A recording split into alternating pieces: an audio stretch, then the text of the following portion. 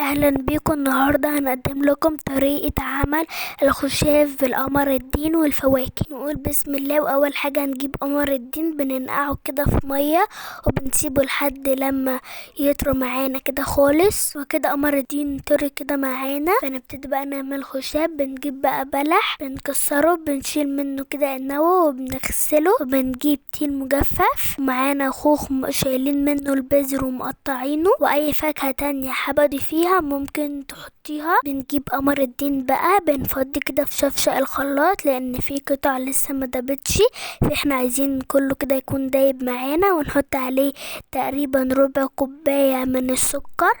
طبعا انتي السكر حسب ما بتحبيه.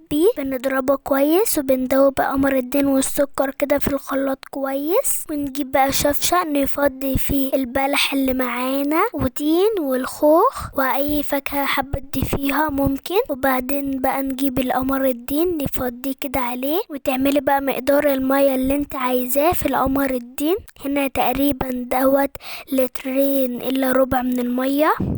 وكده نكون خلصنا العصير الخشاف بتاعنا. يا رب يعجبكم. لو عجبكم اشتركوا معانا في القناة علشان يوصلكوا كل جديد، ودعمونا باللايك. قولولنا ايه رأيكم في العصير النهاردة، وبألف هنا وشفا عليكم.